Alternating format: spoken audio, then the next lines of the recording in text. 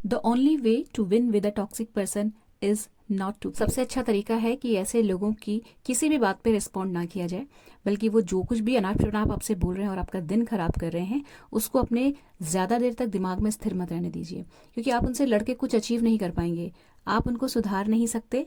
आपने कोशिश भी की तो जो कुछ बची खुची मानसिक शांति आपके पास है, जो उन्होंने छोड़ी हुई है अभी तक, उससे भी हाथ धो बैठेंगे। जय गणेश दोस्तों, कैसे हैं आप सभी लोग। एक बार फिर से सभी का बहुत बहुत आभार कि आप लोग फिर से आए हैं अपना बेशकीमती समय निकाल के मेरा व्लॉग देखने के लिए। तो चलिए शुरू कर लेते हैं आज का वीडियो। तो कपड़े रख रही थी मैं भगवान जी के, वुलन जो हैं भगवान जी पहनते हैं सर्दियों में, वो सारे धो दिए थे मैंने, और अब उनको मैं जगह पे रख रही हूँ, क्योंकि अपने कपड़े भी रख चुकी हूँ। तो बस वही रहता है कि साथ साथ ही मैं रखती हूँ, जब तक मैं गर्म कपड़े पहनती हूँ तब तक भगवान जी को भी पहनाती हूँ, उसके बाद फिर मैं रख देती हूँ। और आज का जो व्लॉग है थोड़ा लेट शुरू किया है मैंने, बस एक मॉर्निंग की क्लिप थी जो पूजा करते समय मैंने ले ली थी। सीधे मैं आपको लंच का दिखा रही हूँ। अभी मिक्स दाल बनाई है और उसके बाद मैं कर रही हूँ सूप की तैयारी, क्योंकि मेरे दोनों बच्चे आए हुए हैं, और जो बड़ी वाली बेटी है उसे टमाटो सूप बहुत ज़्यादा पसंद है, वो बहुत मिस करती है इसको। विंटर्स में जब आई थी छुट्टियों में, तब मैंने पूरा टाइम सूप बनाया था, डेली ही सूप बनाया था ऑलमोस्ट। बट अभी ऐसा सीज़न है नहीं कि सूप पिया जाए या बनाया जाए, लेकिन जो है अभी उसको पसंद है, तो फिलहाल मैं बना रही हूँ।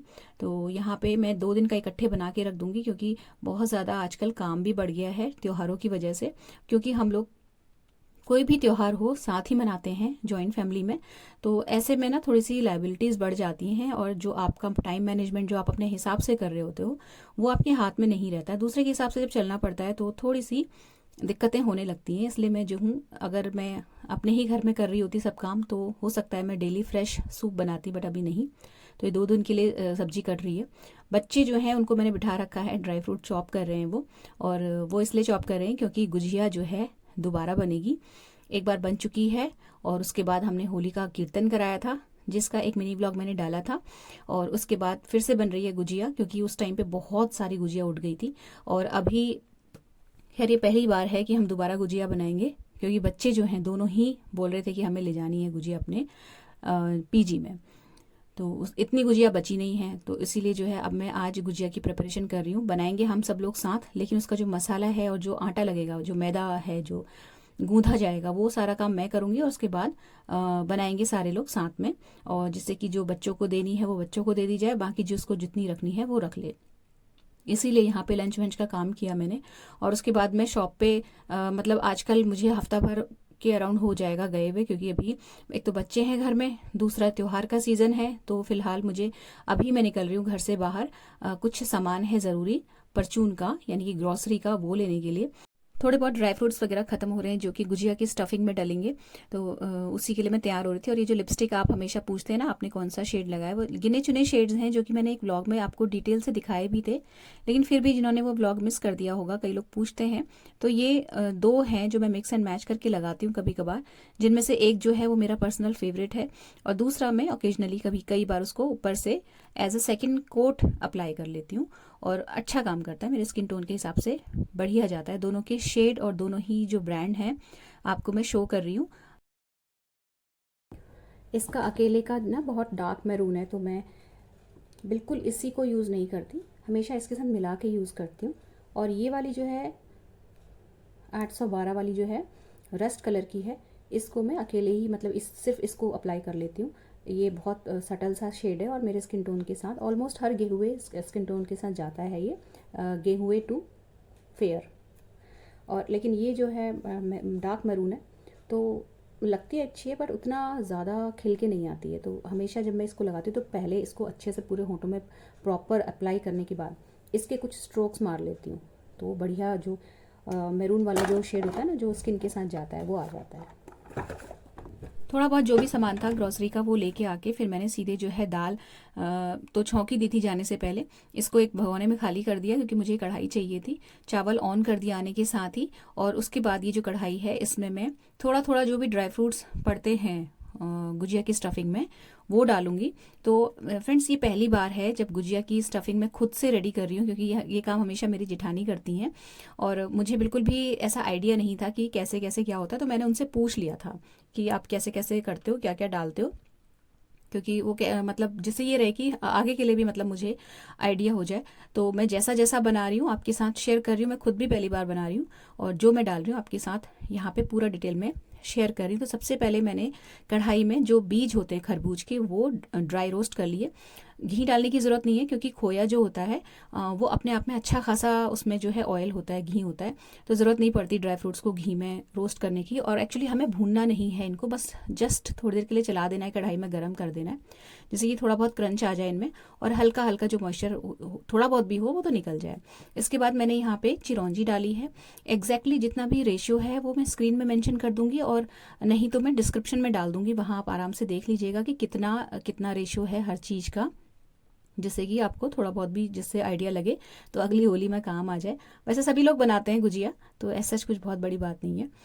ये जो था दिखाया मैंने आपको, मैं खोया लेके आई हूँ। खोया मार्केट से ही लेके आते हैं हम, एक बहुत ही अच्छी शॉप है जहाँ से बिल्कुल मतलब हम विश्वास करके चीज़ें लेते हैं, वहाँ से मैं खोया लाई हूँ। तो बहुत ही फ्रेश है और जो रेशियो रहता है 1:1 का रखती हूँ मैं, मतलब हम सभी लोग कि अगर 1 किलो मैदा की गुजिया बन रही है तो 1 ही किलो खोया भी हम उसमें डालते हैं और उसी हिसाब से बाकी चीज़ें भी पड़ती हैं स्टफिंग में। तो यहाँ पे मैं मैदा, खोया और बूरा जो होता है वो लेके आई थी। कुछ कुछ ड्राई फ्रूट्स थे, हरी इलायची बिल्कुल ख़त्म हो गई थी वो लाई थी। ड्राई फ्रूट्स जो चॉप करने के लिए बच्चों को दिए थे तो बच्चों ने बिल्कुल फाइन चॉप किए हैं। ये काजू और बादाम है और जितना जो जो भी क्वांटिटी मैंने डाली है सब कुछ डिस्क्रिप्शन में मैं डाल दूंगी तो आपको हेल्प हो जाएगी। तो ये बिल्कुल फाइन इसलिए चॉप करना है क्योंकि हम जब गुजिया में स्टफिंग भरेंगे तो थोड़ा बहुत भी नोक वगैरह या नुकीला रहेगा कोई सा पीस तो गुजिया फटने का डर रहता है और हो जाता है फिर तेल खराब। तो इसीलिए जो है बिल्कुल फाइन फाइन चॉप करना है। जो भी आपके पास ड्राई फ्रूट्स चॉप करने का है उसमें कर लो, अगर नहीं है तो आप मिक्सी में भी चला सकते हैं। पल्स मोड में चलाइएगा, बिल्कुल पाउडर मत करिएगा, थोड़ा सा दरदरा रहेगा तो अच्छा आएगा। और बीच बीच में अगर कोई बड़े चंक्स रह जाएंगे तो उनको आप कट कर लीजिएगा चाकू से। इसके बाद मैं इलायची का पाउडर बना रही हूँ। तो इलायची या तो आप बहुत ज़्यादा पीसो तो मिक्सी में पिस जाती है, बट अगर आपको थोड़ा सा पाउडर बनाना है तो ये एक ट्रिक है जिससे मैं बनाती हूँ। इसमें मैंने थोड़ी सी इलायची ली है और थोड़ी सी डाली है चीनी। चीनी हेल्प करेगी इसको अच्छे से ग्राइंड होने में और उसके बाद हम इस इलायची पाउडर को डालेंगे स्टफिंग में।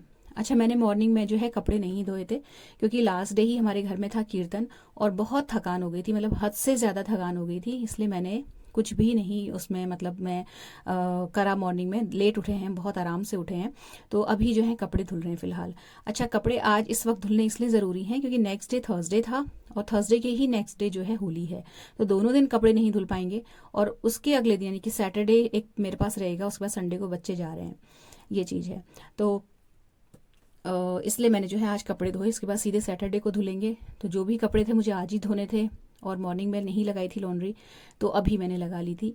इसके बाद जो है हाथ के हाथ सारे कपड़े भी धुल रहे हैं, लंच का भी काम हो रहा है, गुजिया की भी तैयारी हो रही, सारी चीज़ें एक साथ हो रही हैं।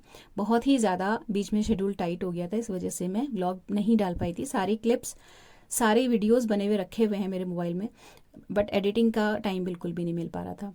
अच्छा, ये जो नारियल है ये ग्रेट करके रखा हुआ था मैंने दही बड़ों के लिए, आपके साथ शेयर भी किया था, ये वही बचा हुआ नारियल है, तो ये भी उसी में जाएगा स्टफिंग में। इसको मैंने ड्राई रोस्ट होने के लिए कढ़ाई में रखा और इधर मैं बना रही हूँ मट्ठा बच्चों के लिए। लंच में वो लोग दाल चावल के साथ मट्ठा पियेंगे और उधर जो नारियल है वो रोस्ट हो रहा है। किसी भी चीज़ को रोस्ट करने के लिए मैंने घी का इस्तेमाल नहीं किया है।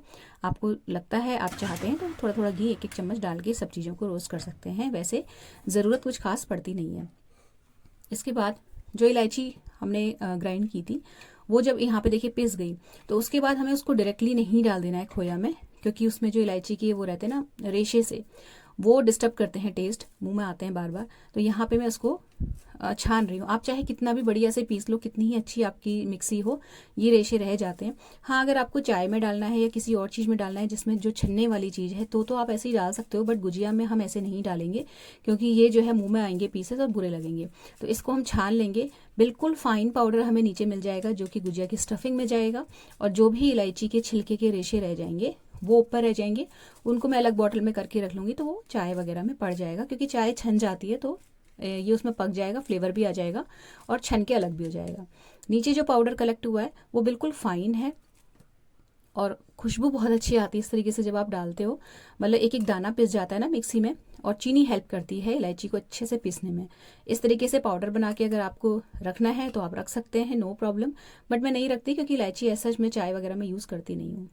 तो ये जो इलायची का पाउडर था ये मैंने इसमें डाल दिया। जो भी मैंने भूनती जा रही हूँ ना जिन जिन चीज़ों को, वो एक थाली में करती जा रही है। जो 2 अलग कटोरियाँ दिख रही हैं, एक में चिरौंजी है और एक में जो खरबूज के बीज मैंने सेके थे वो हैं। और मैंने इनको अलग इसलिए करा है क्योंकि मैं थोड़ा सा अपनी जेठानी जी से कंफर्म करना चाहती थी मिक्स करने से पहले चीज़ों को, कि वो थोड़ा सा अश्योरेंस दे दे कि हाँ ठीक है, कम ज़्यादा नहीं है। उसके बाद मैं मिला लूँगी। और अभी मुझे थोड़ा पता चल गया है, तो इसलिए मैं व्लॉग में आपको अच्छे से आइडिया दे सकती हूँ कि कितना कितना क्या क्या ऐड करना है क्वांटिटी वाइज। अच्छा, यहाँ पे जो सब्जियाँ थी सूप वाली वो बॉईल हो गई, तो उनको मैंने ठंडा करने के लिए रख दिया था पंखे के नीचे। वो ठंडी हो गई तो उन्हें पीस लिया, पीस के वापस जो है छलनी में डाला है और छान दिया है। तो ये सूप हो जाएगा रेडी। ये जितना भी पल्प निकल रहा है बहुत थिक है, इसमें मैं पानी ऐड करके इसकी कंसिस्टेंसी बराबर करूँगी और ये जो है सूप बच्चे पी लेंगे। तो छोटी वाली बेटी को तो कुछ खास पसंद नहीं है, बट बड़ी वाली का बहुत फेवरेट है और वो मतलब सूप कभी भी पी लेती है। अगर वो रात को भी पढ़ाई कर रही होगी ना तो वो अपना निकाल के गर्म करके पी लेती है, इसलिए मैं हमेशा ज़्यादा बना के रखती हूँ। तो इसमें पानी डाल दिया, इसकी जो मतलब पीने लायक इसकी कंसिस्टेंसी कर दी। नमक सब्जियां बॉईल करते इसमें भी डाला था, थोड़ा सा और ऐड किया। काली मिर्च का पाउडर ऐड किया। टमाटर खट्टे मीठे से थे इसलिए यहाँ पे चीनी नहीं डाली। अगर खट्टे होते बहुत ज़्यादा तो मैं थोड़ी सी चीनी भी ऐड कर देती। इसको जस्ट मिक्स करके मैंने यहाँ पे रख दिया है, गर्म नहीं किया है। अब वो जब पियेंगे खुद ही गर्म करके बच्चे पी लेते हैं शाम के टाइम पे, और अगर मैं वहाँ पे अवेलेबल रहती हूँ तो फिर मैं गर्म करके दे देती हूँ। मिक्सी का काम ख़त्म हो गया तो उसके बाद फिर मैंने जो है खाना वाना बच्चों को खिलाया, मदर इन लॉ का खाना परोसा, और उसके बाद फिर मुझे वापस से मठरी बनानी है। एक्चुअली आज हमें किसी के घर में फिर से जाना था होली के ही कीर्तन में, क्योंकि जैसे हम कराते हैं वैसे ही बाकी के लोग भी कराते हैं, तो उनके घर भी जाना पड़ता है। लेकिन मेरे पास ज़्यादा टाइम था नहीं, मुझे आज मठरी बनानी बहुत ज़रूरी थी, क्योंकि नेक्स्ट डे और भी बिज़ी रहेगा। उसका नेक्स्ट डे होली है, फिर उसके बाद बच्चों के जाने का टाइम हो जाएगा। और मैं हालांकि होली से एक दिन पहले मेरे पास टाइम है, मैं बना सकती हूँ, बट मैं लास्ट डे के भरोसे नहीं रहती, कहीं कुछ इमरजेंसी आ गई, नहीं बन पाए, वो वाली बात हो जाती है। तो आज मैंने फिर अपनी जो जेठानी हैं और उन लोगों को बोल दिया कि आप लोग चले जाएं, मैं नहीं आ पाऊंगी। और उसके बाद फिर मैं यहाँ पे थोड़ी देर का रेस्ट करने के बाद मठरी बनाने के लिए आ गई हूँ। तो ये मठरी बन रही है बच्चों के मतलब ये नहीं, मैं होली के लिए नहीं बना रही हूँ इसे, लेकिन कुछ रख लूँगी अपने पास, कोई आएगा तो चखाने के लिए। बट ये एक्चुअली बन रही हैं बच्चों के ले जाने के लिए सूखे नाश्ते के तौर पे। तो यहाँ पे मैंने मैदा जो है वो नहीं लिया है मठरी के लिए। मैं मठरी में मैदा कभी नहीं डालती। आटा और सूजी लिया है बराबर के रेशियो में, और उसके बाद उसमें मोयन डाल के थोड़े से गुनगुने पानी से गूंद लिया आटा, और उसके बाद फटाफट से मठरियाँ बना ली। तो यहाँ पे जो दोपहर का टाइम मेरा कीर्तन में जाने में चला जाता, वो मैंने बचा के यहाँ पे मठरियाँ बना ली।